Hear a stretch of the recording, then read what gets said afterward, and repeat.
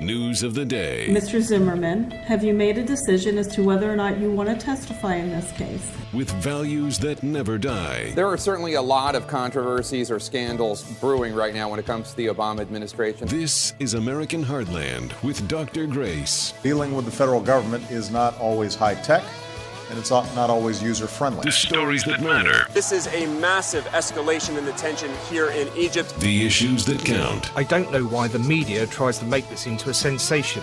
We have never hidden the fact that we supply Syria with weapons. This is American Heartland with Dr. Grace. He's got the red, white, blue flying high on the farm. Semper Fi tattooed on his left arm. Spend a little more in the store for a tag.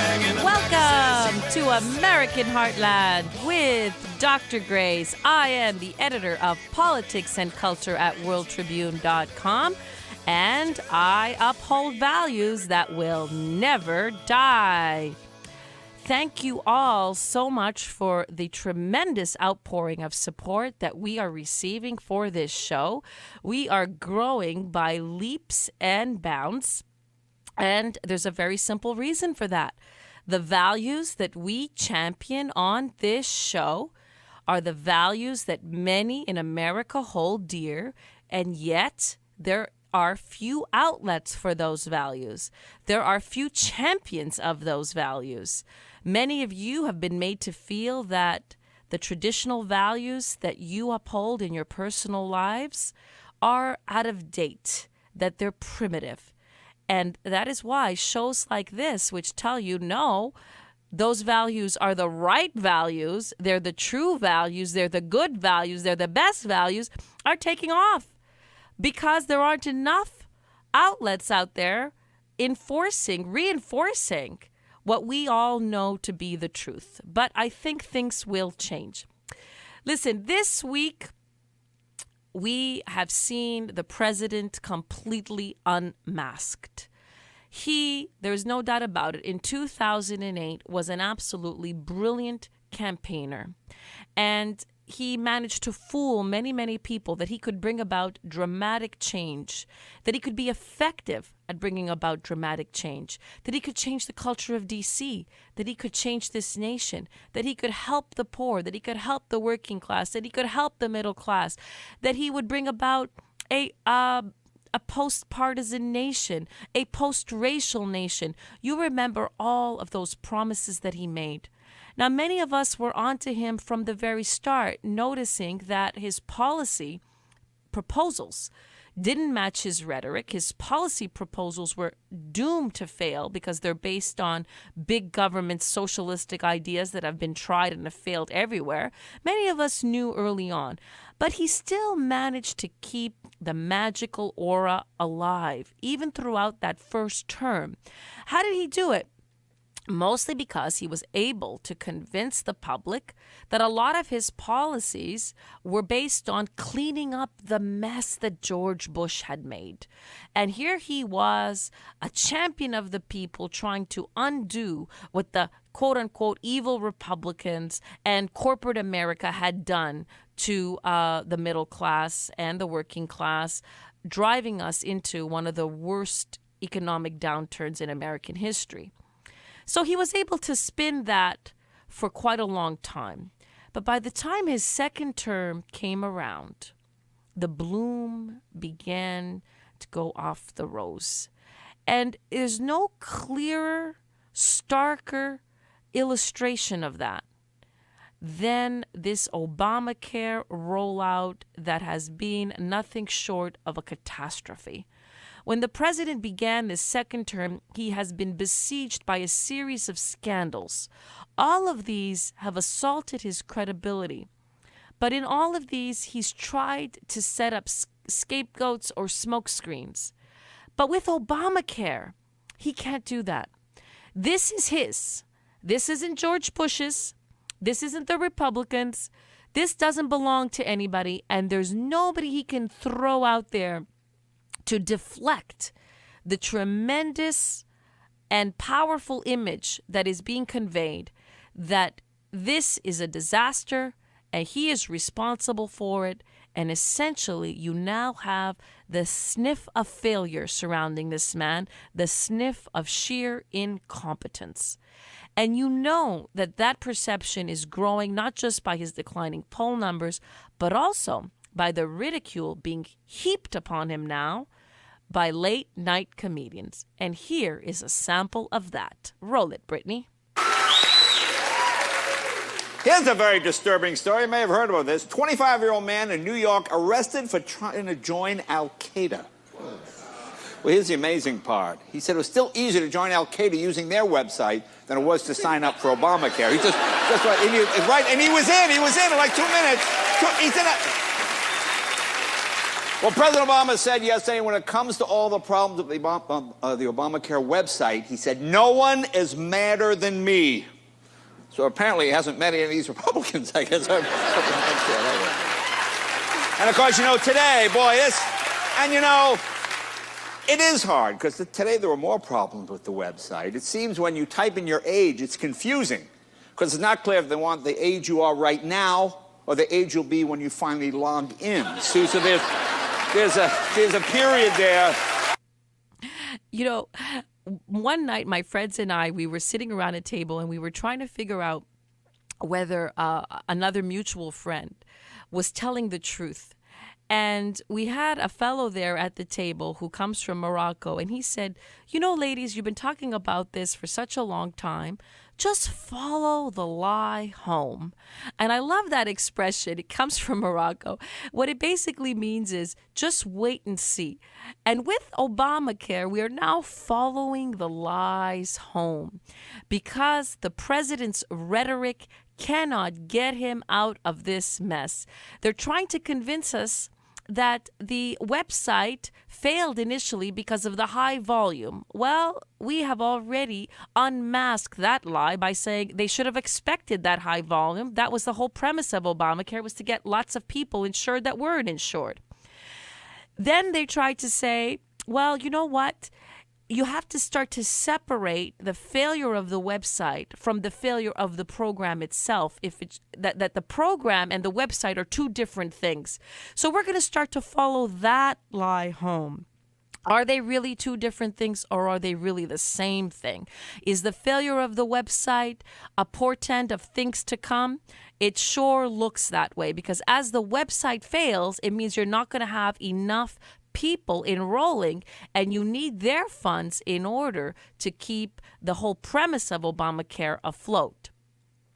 One of the things that the president has used, one word that he has used, and it seems like the rest of the media and even folks out there, like little lapdogs, they just follow along like little sheep. They've used the word glitches. They've said, oh, you know what, this website is full of glitches. And if you've noticed, everyone who talks about the flaws in the website is using the same vocabulary. I find that really astonishing. Listen to this clip. Since Tuesday's launch of the government-run insurance marketplace, the headlines have been dominated by technical glitches. Chris Van Cleve in the newsroom now with the details and quite a few glitches today, Chris. But right now, no one's signing up because of glitches with the marketplace. Problems? Not recognizing usernames, passwords, and identity information. There are some glitches that are going to be just a part of this whole process. More fallout over Obamacare as we learn millions of Americans are still being met with those glitches. Get to a point in the marketplace enrollment process where the glitch exists. With any new system comes a few glitches. When we tried to log into the healthcare marketplace, we were directed to this screen asking us to please wait. Open enrollment continues through March 2014. Those without insurance after that can be fined. The New York Times reports that the issues plaguing the law's rollout, or actually enrollment website, are more than just a few bugs. There will be glitches. I mean, when you heard that, what's your initial reaction to hearing that? I guess I'm not terribly surprised. I think that there's a registration process. It is startup. Wherever you're talking about in America, we're trying to start up this program. And so surely there will be glitches. It's funny that they're all using the same word. I mean, there's so many synonyms for the word glitches, and yet they're all saying glitches. Even on that basic, premise, that you can use the word bug, defect, flaw, hitch, a malfunction, a mishap, a problem, a setback, a snafu, a snag, a misfire. There are so many other words. And yet, like mindless drones, they're all on the same talking points, trying to using the same word, trying to make this sound as benign as possible. But what we can all see is that what is happening right before our eyes, it's far more than a glitch. Vic, I'm very disappointed. Sure, it's only a glitch. A temporary setback. You call this a glitch? This isn't a glitch. There are other words we should be using. This is a calamity. This is a debacle. This is a disaster. This is a fiasco. This is a failure of the highest magnitude. This is a meltdown. This is a tragedy. This is a wreck. This is a mess. Those are the words that everybody should be using in the media. The president had years to plan for this. And it's supposed to be the mark of his greatness. And instead, it is nothing short of embarrassing. And it's not just that the website isn't working, it's that it's very clear that there are not enough people signing up. And we were told from the start that this was such a pressing need. Do you remember how they sold healthcare? There were so many people who were desperate to have healthcare. That's why in his first term, everything else was put on the back burner. Even though the American people were crying out for the focus to be on jobs and on the economy, instead the whole nation had to watch endlessly as they crafted this bill. And now we see that the people aren't even interested in purchasing it. So this is not a glitch. This is a catastrophe. And what is happening is even Democrats now have to acknowledge what a disaster this is. So much so that you have especially senators in red states up for re-election who are really afraid that they're going to be ousted by an angry public. And they're beginning to say, well, wait a minute, we are going to have to delay that individual mandate. Have you heard this? The Republicans were saying, let's delay it. And Obama said no, he wasn't going to, so much so that he compelled a government shutdown. And now that is the very idea that Democrats like Joe Manchin are floating. Roll it, Brittany. You know, is a great senator from Georgia, and he's a good friend of mine. We've been working together. And what we've said is it should be a transition year for 1 year. There should be no fines. And let's work through the problems. We've got a lot of problems. They've been identified. I think everybody's recognized them. Let's fix it. Let's get together and that's fix what things. we've been calling for here, and I think that's what Senator Rubio wants. So your vision... Bill, his basically says he's going to leave it up to an agency or so to tell us whether this is working or that's working. So there's really no certainty of time. Ours has a certainty of time. January 1, 2015, no fines whatsoever, transition in, work out the kinks, let's fix this thing. So now the Democrats, who just a few weeks ago were telling us that if we demand a reform of Obamacare, we're extremists, we're terrorists, we're arsonists, I can't even remember all those words they used against the Tea Party. Now suddenly this is Orwellian. They're beginning to say, hey, I've got an idea here. Let's delay the individual mandate.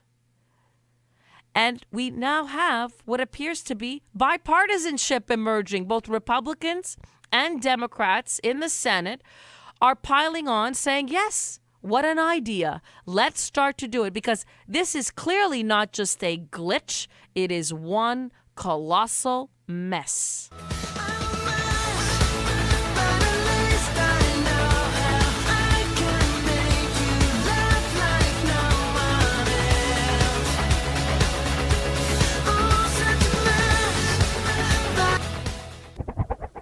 News of the day with values that never die. The stories that matter, the issues that count. This is American Heartland with Dr. Grace.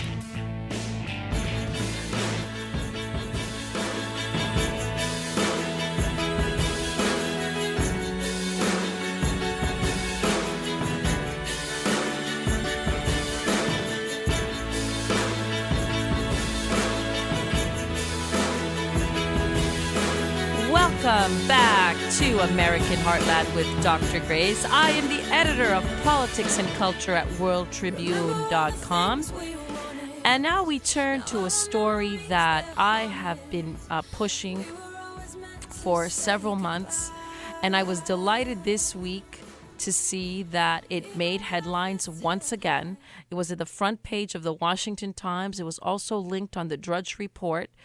We have now a senior reporter from the Washington Times, a man called Rowan Scarborough, a man whom I know very well. He's extremely well respected.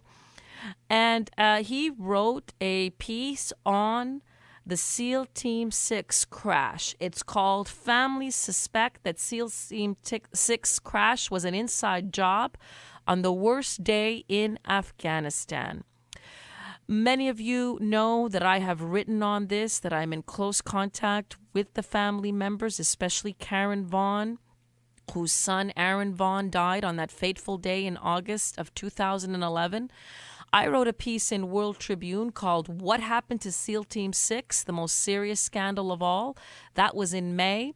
And I've been on this story ever since. And I am delighted to see that by pressing and pressing and pressing, more and more news outlets have been following suit. Yet the questions that we have raised have yet to be answered. And in fact, the more reporting that is done on it, the more questions seem to emerge. What I find particularly interesting is this, is that initially, a lot of the reports simply said that the family members were concerned. They had questions. They didn't quite believe that the military version of events was an adequate one, as it was an accurate one. And what I've seen ever since is that stories that are being featured on this are being now written with the theories, actual theories being raised, none of them proven. But now some theories are being advanced, some suspicions are being voiced vocally. Here you have a senior reporting basically saying that the family suspect it was an inside job. I read his report very thoroughly. He doesn't have any proof that it was an inside job, but based on all of his extensive years covering issues of state, he decided that basically, according to his judgment, he felt comfortable enough to print that very theory, to give it voice, to give it legs. And why is this theory of an inside job emerging? Well, before I get into all that, let me just give you a little bit of context. Most of you know that story by now. A helicopter carrying Navy SEAL Team 6 crashed in Afghanistan in 2011.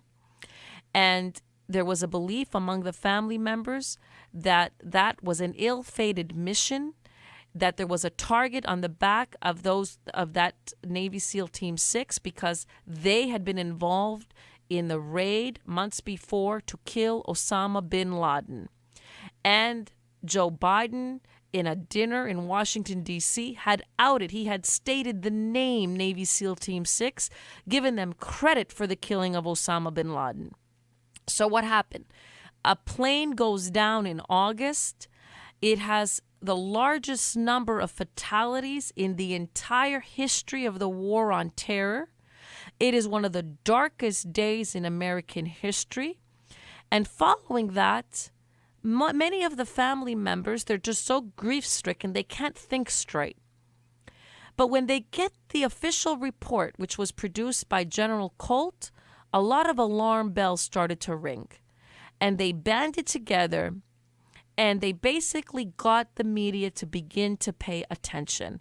This has really accelerated since May of this year, where you have more and more, you have a plethora of stories and more people of great experience coming forward and saying, well, wait a minute, there's got to be something here. And so much so that these families even won a congressional inquiry. You have Darrell Issa, who has promised to look into every detail of this crash.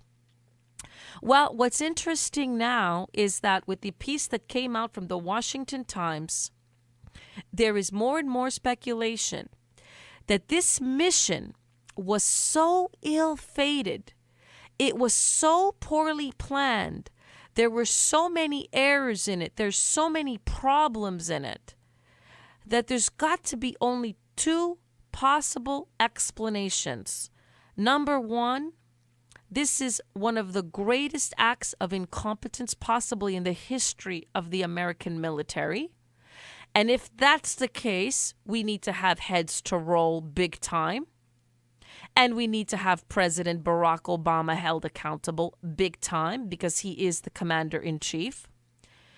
Or, number two, if it wasn't sheer incompetence, and this is what the families think, those boys were set up to die. They were basically ambushed.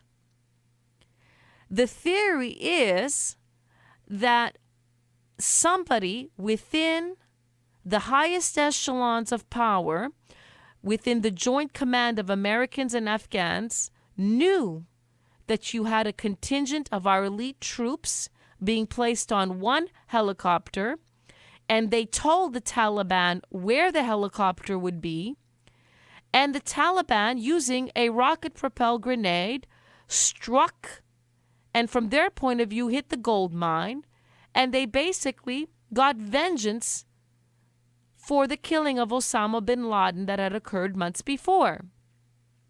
So those are the two theories now. Those are the two possible explanations. There is a third, by the way, and that is even more sinister, makes my hair stand on edge. Was it not just either incompetence or the Afghans who basically betrayed the Americans by collaborating with the Taliban? Was there another layer to this? Was somebody in Washington involved?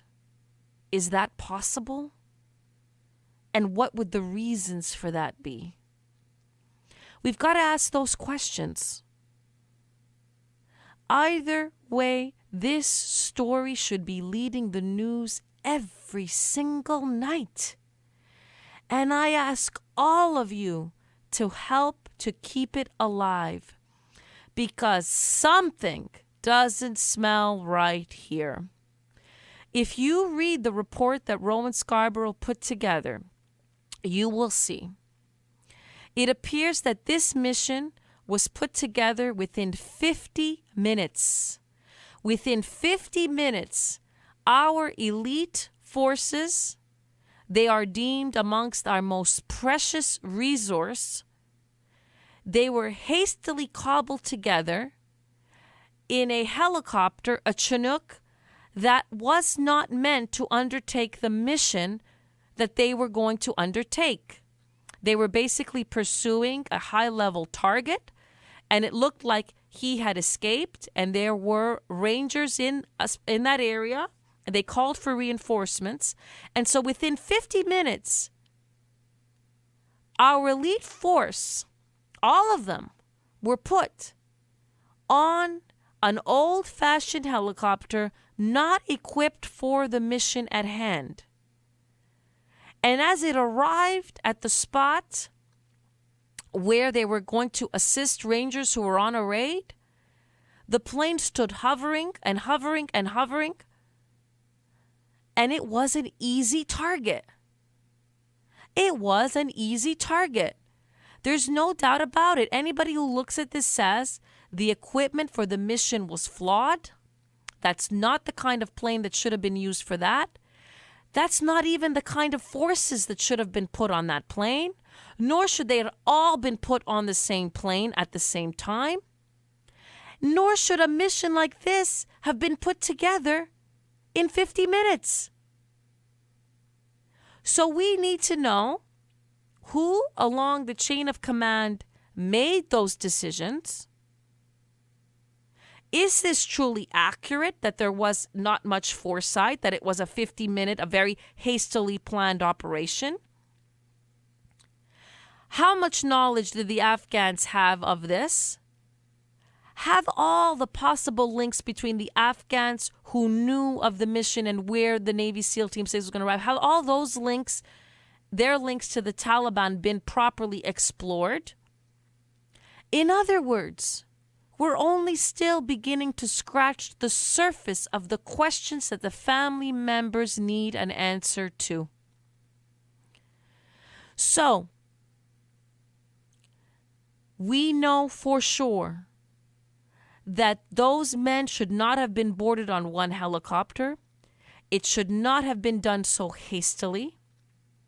We know for sure that the initial military reports were misleading to the family because they said that the better helicopters that are normally used in such a mission weren't available, when in fact we now know they were available because those who went to rescue the Navy SEALs used them. We now know that somebody along that, in that fateful night, made the decision very hastily to put at risk some of the most valued assets that this nation has, which are our elite forces. And it all still doesn't make any sense. So Rowan Scarborough is willing to put his credibility on the line and say it doesn't make sense. It was possibly an inside job. And if so, how far up the chain of command does that inside job go?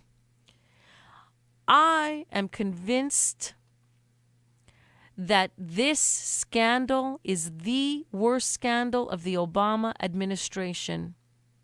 It is the worst incident during Obama's term.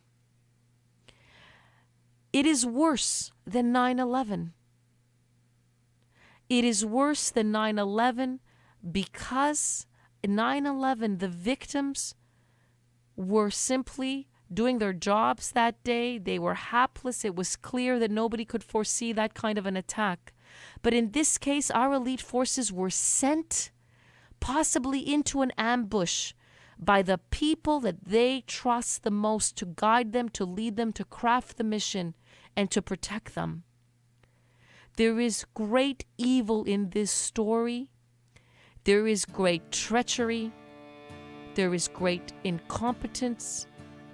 There are answers that must be found, and we must stand with those fallen until every single one of them is accounted for, until every single detail is known. You are listening to Dr. Grace, the editor of Politics and Culture at worldtribune.com, and I'm here to uphold values that will never die. You might be surprised to hear it's you and me.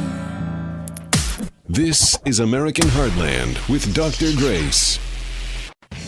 The stories that matter, the issues that count. This is American Heartland with Dr. Grace.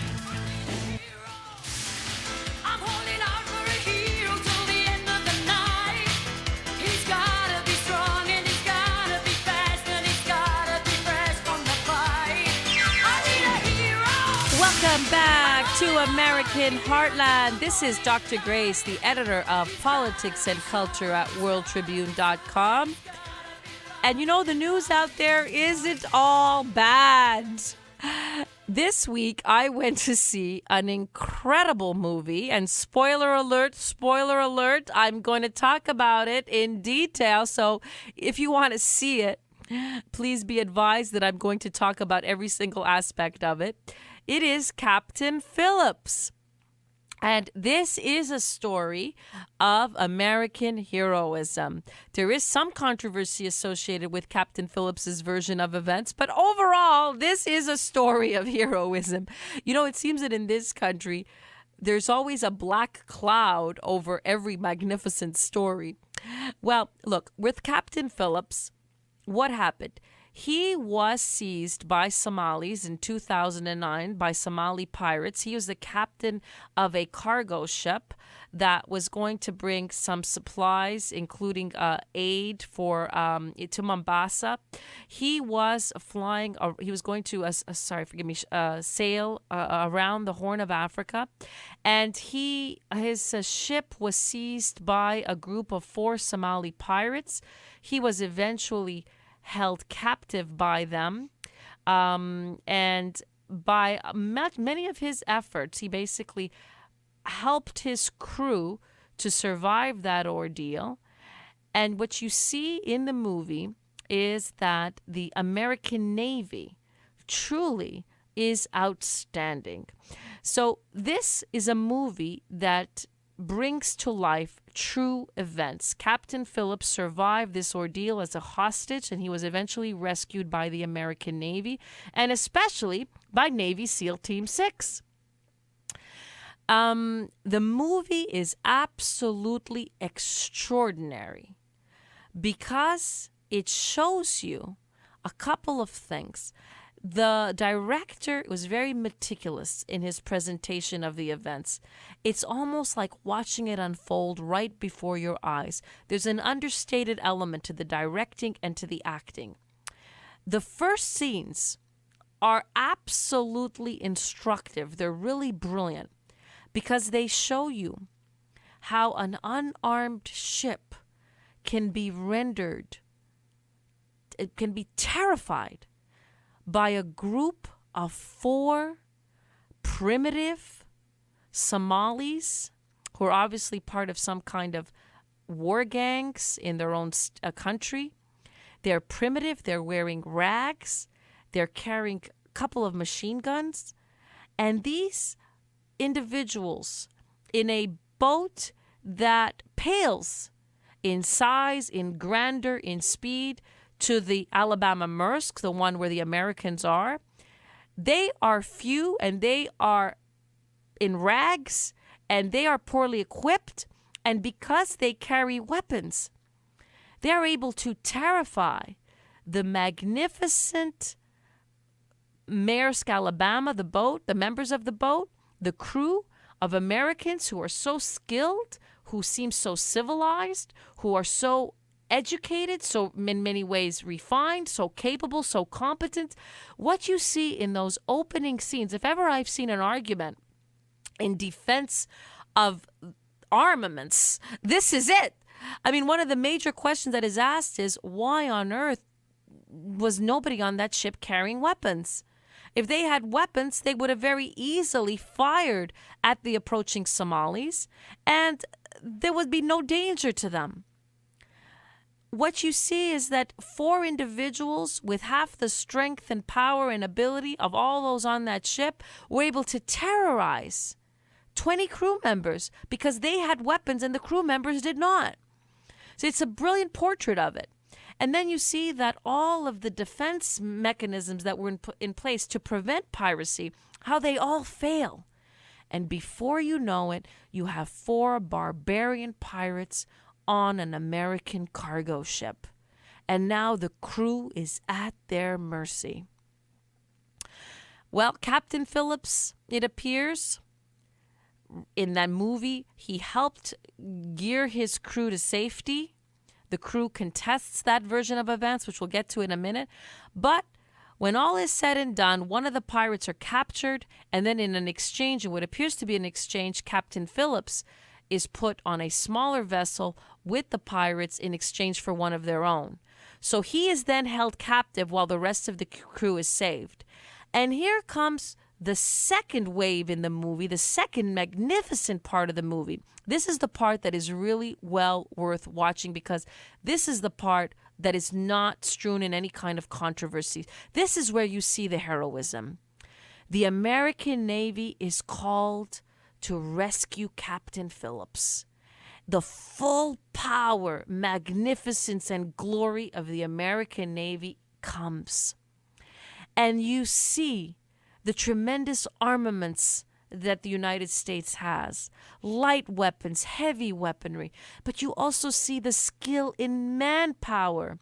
You have members of Navy SEAL Team 6, individuals flying out of the sky heading towards the vessel in which Captain Phillips is being held hostage. You have an incredibly skilled negotiator trying to stall the Somalis, trying to prevent Captain Phillips from being brought to the shoreline.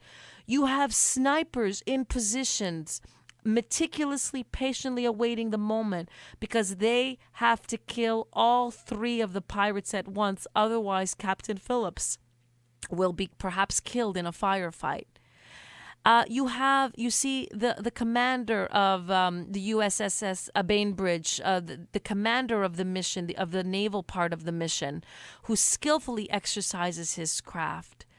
You see how magnificent, how extraordinary American technology is, and more than that, American warcraft, the American personnel. And you see Navy SEAL Team 6 in a magnificent operation. They take down 3 Somali pirates with their sniper fire, and they rescue Captain Phillips. And then another magnificent element of this story is when Captain Phillips emerges from the boat in which he had been held, and he sees that he is at last safe. You see the skill of the medical staff, how professional, how cool under pressure, how capable, how competent. And in that final scene, when Captain Phillips says thank you, he says thank you to the American Navy. He says thank you essentially to Navy SEAL Team 6. He says thank you to that very skillful medical staff that is attending to his wounds. He basically says thank you on behalf of all of us for all the amazing work that the American military does. This picture is really a testament to the magnificence of the American armed forces. And you know, with a president like Barack Obama in power, we forget how extraordinary our troops are. We forget because he doesn't remind us enough of it. And he seems like he is ashamed of American power. He wants to downgrade American power around the world. And I couldn't help thinking as I'm watching this movie, I couldn't help thinking all of this magnificent weaponry and all of this magnificent personnel, he is not worthy to be commander-in-chief of that. You know, I walked away from the movie saying those very words to my husband. He's just not worthy. He should never have been put in that position. And I think we easily forget, we have forgotten in these years of an Obama presidency, when it seems that we feel the weight of decline, we feel the weight of the blunders in foreign policy. We forget how extraordinary I think America is. We forget how extraordinary our technology is. We forget how extraordinary our men and women serving in dangerous roles truly are. This movie is a reminder of all of that. Now, what about Captain Phillips himself? Is he a hero or not? That's the controversial part of the movie. So I've read lots of reports on it, but let's listen a little bit to what Captain Phillips himself says about what he thinks is one of the messages that he'd like the movie to convey. Roll it, Brittany. We are indeed stronger than we even know, and we can do more. A lot of times we fret and worry and have angst about day-to-day things, and it gets done. We do it. Basically, he has in interviews often downplayed his specific role. Some folks are saying, look, he didn't really save his crew. He was a hostage. It's not like he gave himself up on behalf of the crew. The pirates just took him. He happened to survive that ordeal with his resilience. He's not much of a hero, they're saying. Some of the crew members are saying. The movie presents him as someone who sacrificed himself for his crew. He himself has downplayed that version. He just likes to say, well, he survived an ordeal and it's a testament to his resilience. So we really can't blame Captain Phillips for that, what seems to be a misleading version. In one of the scenes, Captain Phillips, presented by Tom Hanks, is saying, shoot me, I'm the captain of this ship. Apparently that's fictitious. Captain Phillips never said that. And it looks like there was another individual who was the one who steered the rest of the crew to a place of safety within the engine room. It wasn't Captain Phillips. So the movie kind of enlarges the role of Captain Phillips. But there's no denying that he survived an ordeal, that he showed great resilience in doing so. And I think his version, his statement, as we just heard, is a testament to human resilience, and we can be proud of that. Listen also to how his wife found out about the news of the fact that her own husband had been rescued. Roll it, Brittany. The true heroes of this story and the great job they do every day without getting any recognition. I really try to stay strong for Richard. The captain's wife, an emergency room nurse, learned of his rescue through a few words on her television screen. Captain Phillips rescued and saved. And seeing that little ticker on the bottom of the TV screen, I was like, I couldn't believe it. Did I just read? Well, essentially, both husband and wife give all the glory to the U.S. Navy. Captain Phillips himself says that's the real story, is what they did, the magnificent work that they did in rescuing him in a really perilous situation. Well, guess what his crew is saying? Members of his crew, 11 members of his crew, are actually launching a lawsuit. Now, are you surprised to hear that? Here we have a tragedy. Pirates have seized this man. He's rescued by the American Navy. Now a great movie is made. No, but here in America, it doesn't end there. There's always a dark cloud.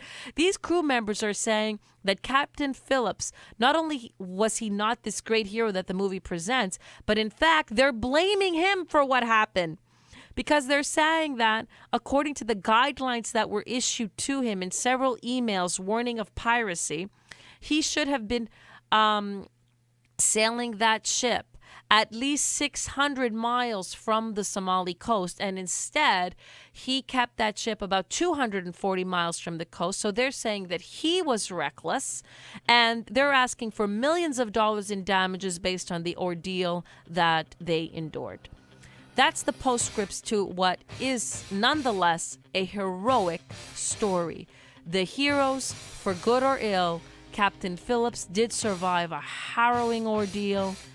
And the great story here is that the American Navy and Navy SEAL Team 6, their training paid off, the technology paid off. They stood in the eye of evil and they won that battle. Go see that movie and cheer for the United States of America. You're listening to American Heartland with Dr. Grace. The stories that matter, the issues that count. This is American Heartland with Dr. Grace. It's my life, it's now or never. I ain't gonna live forever. I just wanna live when I'm alive. Welcome back to American Heartland with Dr. Grace. I am here to uphold values that will never die. Talk about taking charge of one's life, making one's life count, standing up for what you believe. I'm really impressed by this young woman, Megan Lynn Young. She recently won Miss World in Bali, Indonesia. She is an actress, a model, a beauty queen. She is a Filipino, but she was born in Virginia. Yet she moved to the Philippines when she was about 10 years old. And what is refreshing and remarkable about this young woman is that she is able in a very sweet manner, to express traditional morality, and it is refreshing and fun to listen to her speak. At least I think so. Listen to her explain some of her cornerstone values in an interview she gave in the Philippines. Roll it. Well, I'm pro-life, and if it means killing someone that's already there, then I'm against that, of course. So you're against abortion? I'm against abortion. Yes, but what about contraception? Well, I don't engage in stuff like that as of now. I think that's sex is for marriage. That's my belief. That's very good. When it comes to the RH bill, as long as my beliefs are no abortion, it should be with your partner for life, then that's my stance. Okay. Well, I don't know what's more surprising, that she's able to articulate these values in such a sweet manner, or that the host actually says good. Obviously, that's not an interview being done in this country. Well, this 23-year-old essentially is saying that she believes that one should not have sex except within marriage. And that is truly rare to hear from a young person, especially somebody who is now being celebrated around the world for her extraordinary beauty. So much so that the host can't resist but ask her a very straightforward question about her sexual practices. Roll it, Brittany. Now, a woman as gorgeous as yourself, how do you say no to sex?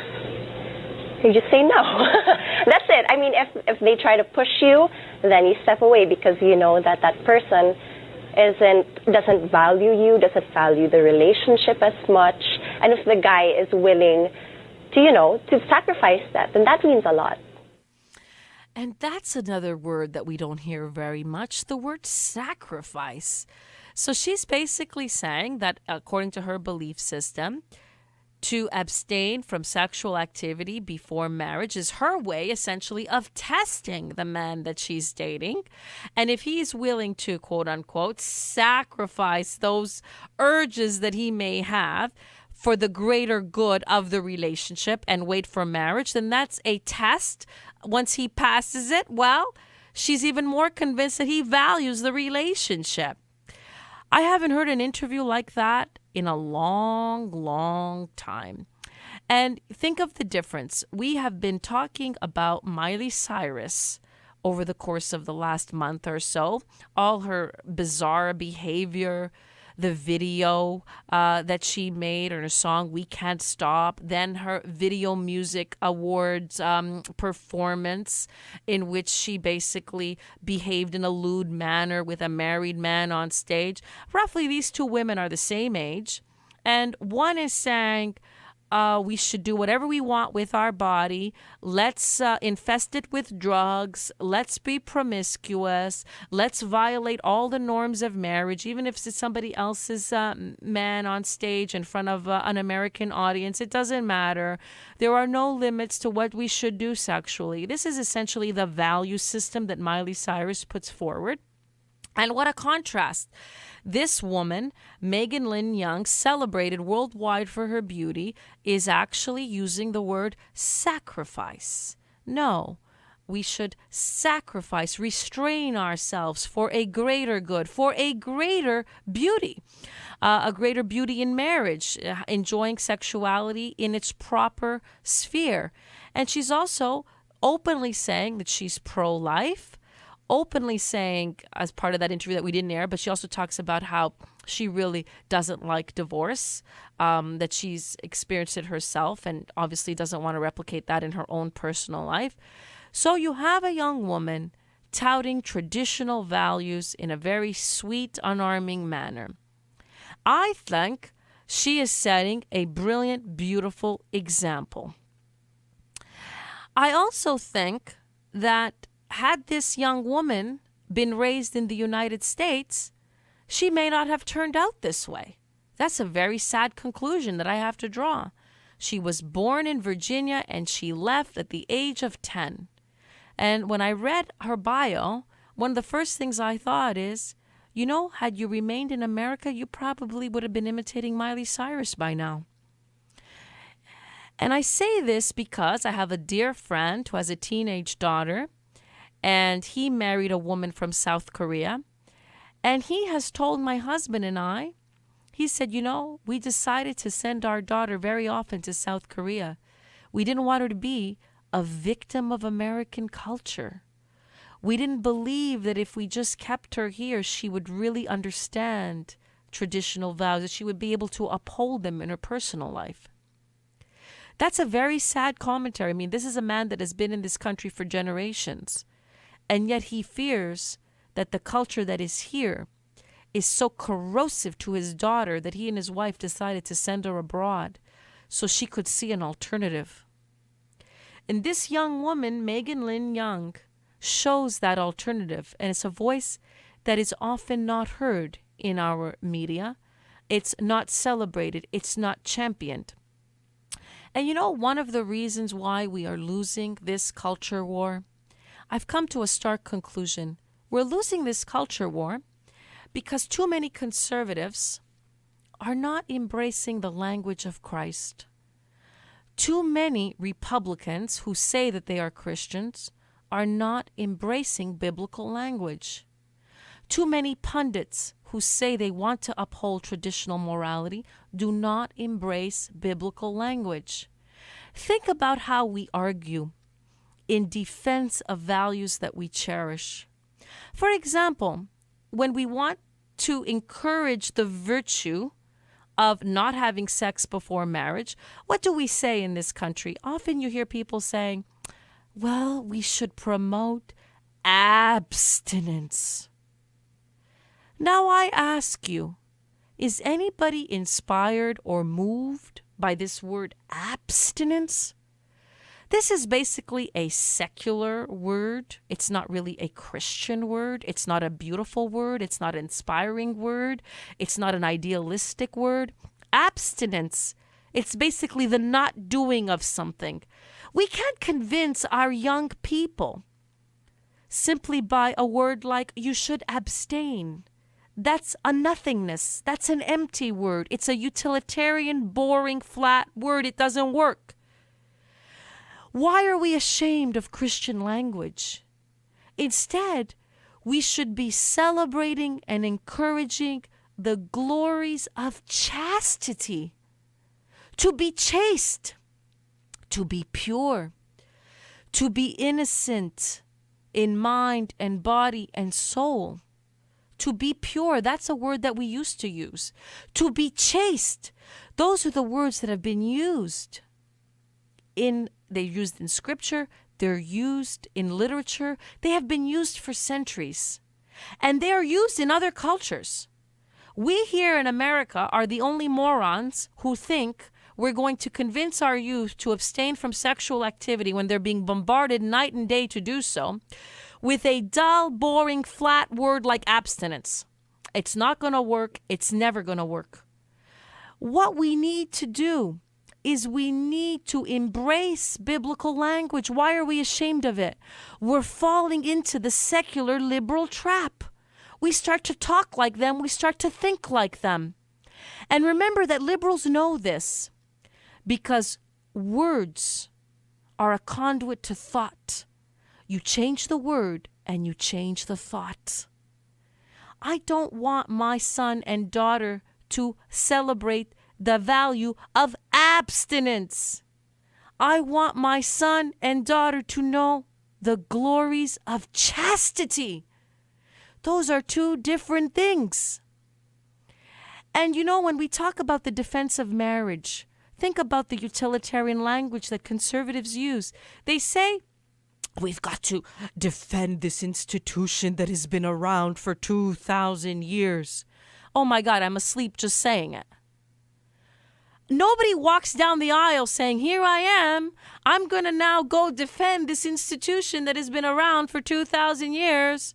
Or, you know, you're about to say your vows and you say, I'm really saying these vows because I want to, quote unquote, procreate. And marriage is about procreation so that we can perpetrate ourselves into the next generation going forward. This is all secular, utilitarian language. I can tell you when I walked down the aisle to get married, my heart was brimming with joy because I was deeply in love and I wanted to spend the rest of my life with that person. And I not only wanted to celebrate that between he and I wanted this to have the blessing of the Lord. I understood that marriage is a sacrament. And what does it mean that marriage is a sacrament? We can't defend marriage without saying that it's a sacrament. We can't defend marriage without using biblical language. We can't defend it without saying that it's sacred, meaning that it's part of the Lord's divine plan for all of us, those who are meant to be married. And that's another thing. We're so ashamed of Christian language. Conservatives say, you know, we've got to defend it. This institution has been around for 2,000 years, blah, blah, blah. It is in God's providence that some people be married, but it's also obviously in God's providence that some people not be married. So where does that leave them? That's a question that the secular utilitarian argument doesn't quite answer. The answer is this. We are all here to work every day towards our own salvation. We need to use the language of salvation. And to be chaste, whether we are to be single or to be married, is a key part of our salvation. And unless we embrace biblical language wholeheartedly, we will lose this culture war. I encourage all of you Christians out there to be proud, speak bold, strong, and true in your Christian faith, and use the language that the Lord gave us. This is Dr. Grace, the editor of Politics and Culture at worldtribune.com, upholding values that will never die. It's a big old land with countless dreams. This is America's voice for conservative values, Dr. Grace.